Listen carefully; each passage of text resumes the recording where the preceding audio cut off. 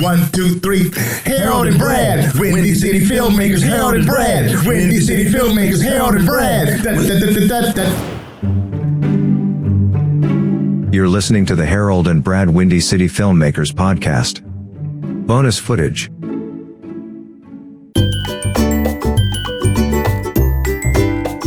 You know, I think like, I love Chicago. I think Chicago is a great theater town. Yeah. What makes Chicago a great film town to shoot in? And from your viewpoint, what makes it a great town to shoot in? Well, that's a great question too. Well, I think, we're not jaded. We're just a little experienced. Like I lived in LA for 10 years. David lived there for 14. And so for us, coming to Chicago was it was actually refreshing. It was in a lot of refreshing ways. because now we're weirdos. Like we love LA, and I know nobody says that, but like we loved it. We like it. We have some really great people there. In February, I miss it a lot. Yeah, we miss it really. Oh, when the snow just doesn't melt, and it's still cold outside. Yes, but at the same time, when we came here. It was really about, really building out our production company even more. And then I just reflect back on all the films we've made. There was such an energy, a Chicago energy, which was like, let's do it. Let's work hard. And, it wasn't like versus LA, like how much money is it? Yeah, that's right. So that to me is like, we got some really hardworking people that are really talented that just want to make good stuff and get that, while we have jobs, we're not millionaires and we just want to make a good product. So we felt refreshed by the energy and talent and that willingness of people wanting to come together to make something important. There's incredible acting talent in Chicago. I mean, Chicago is one of the great acting towns in the world. Yes. I mean, just incredible acting talent.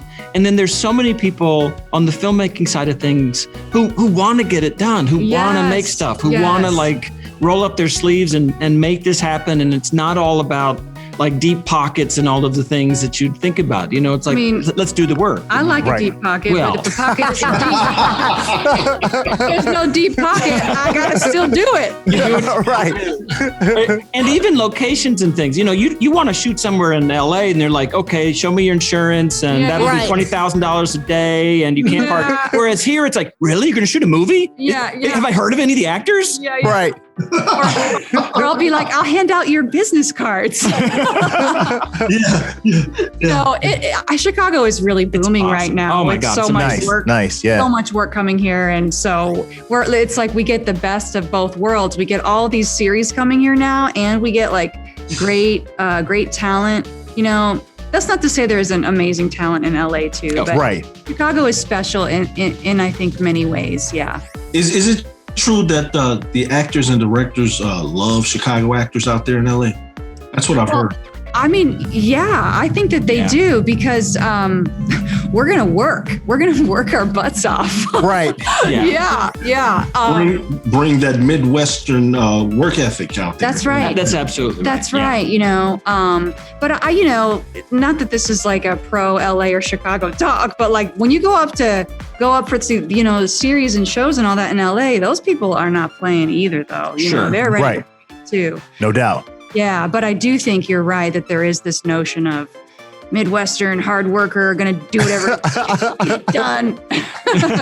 I love watching television shows and all of the commercials, national commercials playing, and I'll look up and I'll see somebody like Rolando, James, guys from Chicago that says, I'm going to go out there and make it. And they're popping up all the time. I'm like, exactly. Oh, yeah. So many Chicago actors. Yeah. Out there. Yeah. I think if you have the drive and, the work ethic, what can stop you? I love it. Yeah. Right. It. Yeah. You have to think that, right? If you bang your head against the door hard enough, you got to keep knocking on that door. You can't stop. But even above and beyond that, though, is about making your own work. I mean, if you look, for us, it's so much about making our own work. Right. It's so fulfilling, like when you make your own work and it isn't even about like, you want people to distribute it and you want a bunch of people to like it. But really, I get so choked up if one person is like, that film really moved me, Adria. I'm I'm like, oh my God, I'm good. That's great. Right. We get somebody in our DMs on Twitter saying, that movie was really good. I'm like, yes, thank you. We're like, We're done. I'll take it. I'll take the DM. Yeah. So we're easy to please that way, but it really does matter. Like if we can really move a few people, it's better than a bunch of people going, I was okay. Right. That's our whole purpose. My whole purpose is to allow people to feel something. Exactly. That's right. Yeah. And I work on doing it from the actor's point of view. In filmmaking, you got sound, you got lighting, you got camera movement, all of those elements that have the audience moved. And I work on teaching actors to do that also for yourself, to allow people to feel. And then all of a sudden magic is created. That's right. That's right. Well, ultimately, it's all about the acting. Look, you can have the best cinematography in the world. If your story's no good, if the acting's no good, who cares? Yeah, nobody cares. Right. We've all seen that movie. Right. It was beautiful, but I'm like, you have so all what? these amazing actors, and I can't remember anything that they did. Right. I just saw one of those movies on Netflix, not to knock it. I was like, oh my goodness. They had like some nice actors. And I was like, oh man, the writing's not the strongest. Yes. And then you wonder, you're like, how did these people get like $10 million to make this? Right. Like, where is that money? Give it to me. I'll take it. Give it to me. Yeah, we can make it really good. So David and Adria, let's talk about some long-term goals. What's the plan? Oh, well, that's a good question. Right now we've been developing a screenplay for a feature called Back to One. Nice. Starring Adria. That we're hoping to get made maybe next year. We're really sort of moving forward on it, and I don't think we're done with the writing process, but I feel like we're a lot closer than we used to be. We've been collaborating with Gordon Penn. He's a screenwriter in New York. He's been great collaborator and longtime friend. So we want to make that. We want to move out of shorts because we've made so many, but we'll always make the kids series because that's that just means so much to us. Yeah, right. But we want to move more into feature land, and we've obviously we've done features. I directed Hunter, and Adria's acted in a ton, and but I feel like features are really the space we want to be in. Nice. More exclusively. Yeah, I would say so, and also too, like looking ahead, we'll probably always, hopefully, knock on wood, be making something or creating something. We really do, not to be corny, like we live and breathe it, we can't not do it. I mean, to the point where we have a little studio in our house, like the top floor of our house, we turned into a tiny sound stage with like a grid and lights. Oh, that's fantastic. Yeah.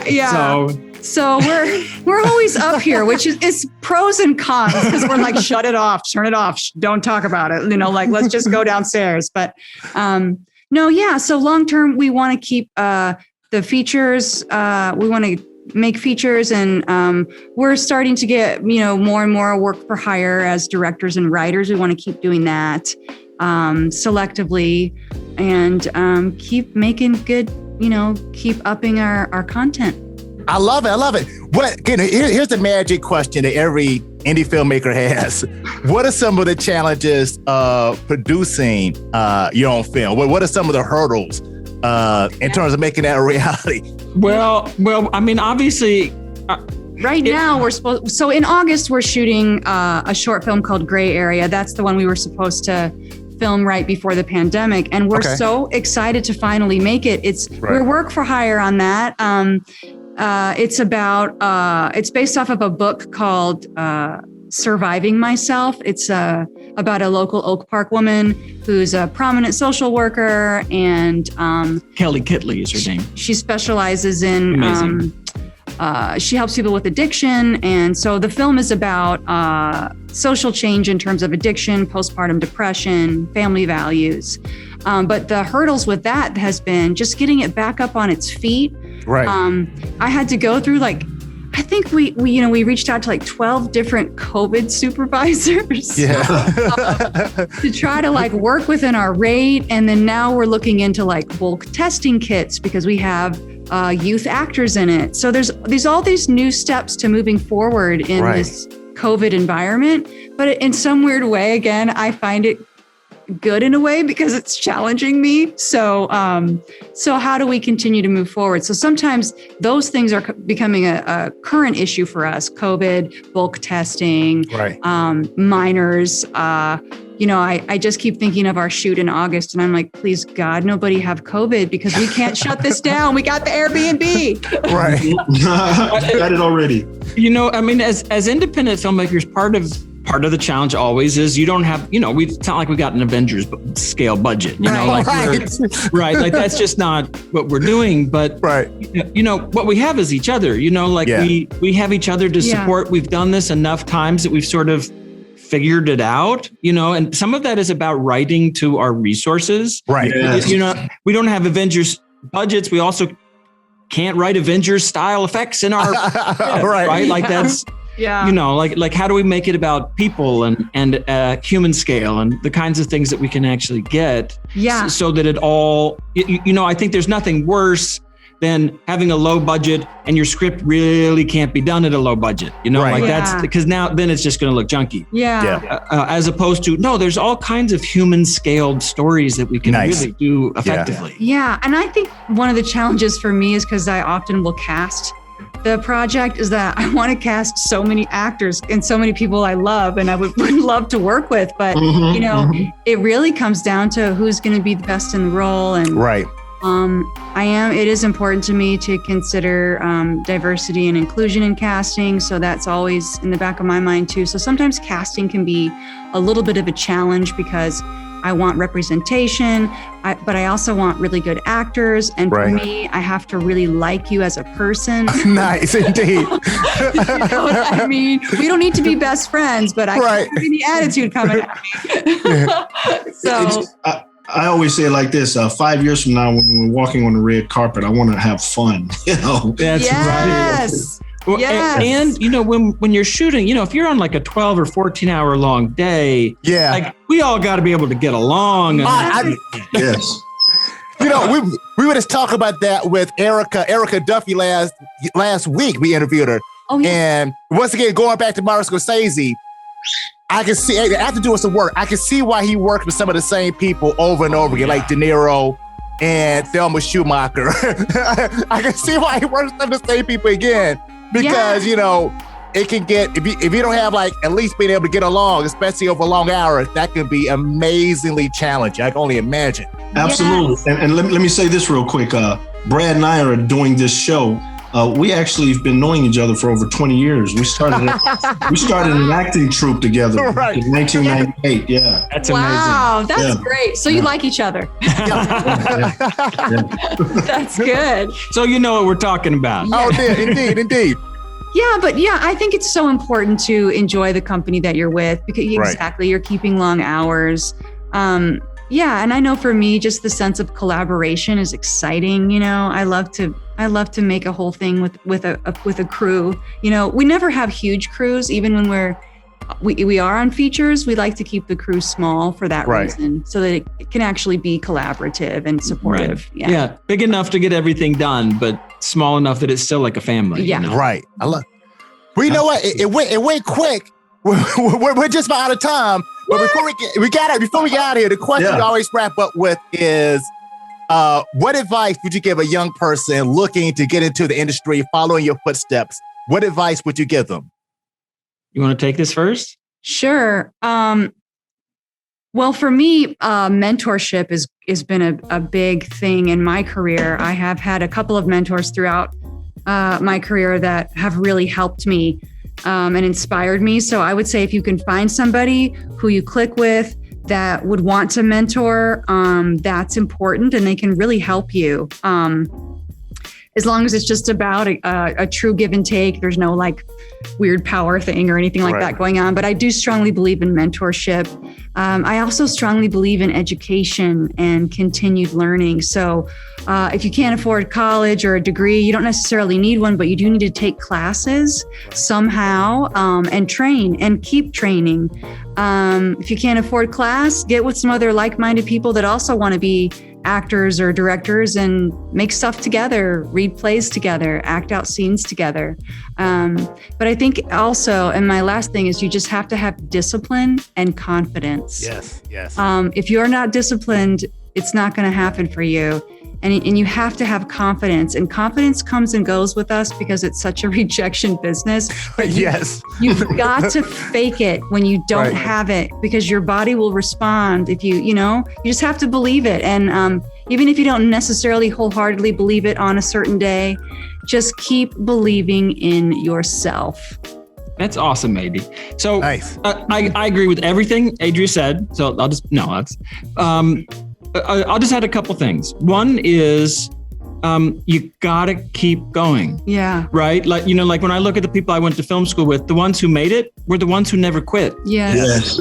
Right? Like the guaranteed way to not make it is to stop trying. Yeah. So you gotta keep going. You gotta keep doing the work in whatever way you can do it. I agree that you should study because it's not just doing the work, but getting feedback. Yes, feedback is so huge. And the way that we learn anything is by doing it over and over again and failing and figuring out how to do it better. And whether it's a mentor or a teacher or just your friends who you respect, like advice and feedback, and always trying to do better, always. And I would say too, just quickly, if you're talking about acting specifically, you have to enjoy the process of finding your role. You can't go from 0 to perfect. That doesn't exist. Perfection doesn't exist anyway. But going from 0 to your end result and enjoying the process to get there. Yes. And that's true on the filmmaking side too. Like a lot of people have romantic ideas about being filmmakers from watching directors on talk shows or red carpets or whatever. But you gotta, if you aren't working a 14-hour long day and schlepping stuff up a hill, and at the end of the day, you're not like, yes, this is the wrong line of work. Wrong line, yeah. I mean, I don't walk out, yes, but sometimes sometimes it's a little bit more like, sometimes I'm like, yeah. I just want to give a quick shout out to one of my Second City acting on camera students, John. He was on Chicago PD, was that last night, Wednesday night. And I told him congratulations. I told him congratulations, and he wrote me back and says, I remember you saying you'd do anything to keep training, and that's what I do, and so there he is. He's off and running. Yay. That's awesome. Congrats. What's his name, John? John, yeah. John. Congrats, John. You're doing John. it. You're doing it. Get it done. Do it. That's What right. day? To celebrate our wins, Yes, you have to. Train. Yep. It's been a pleasure having you on the show. It's been very inspiring. So for Brad Stevens and Harold Dennis. As always, dream big, dare to be great. We out of here. Peace. Peace.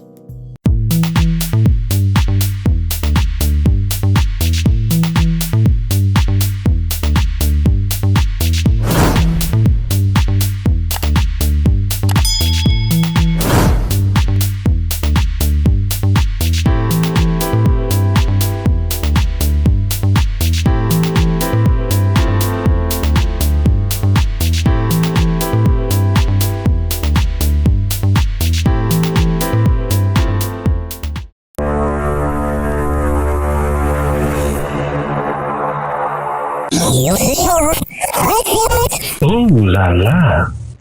Yeah.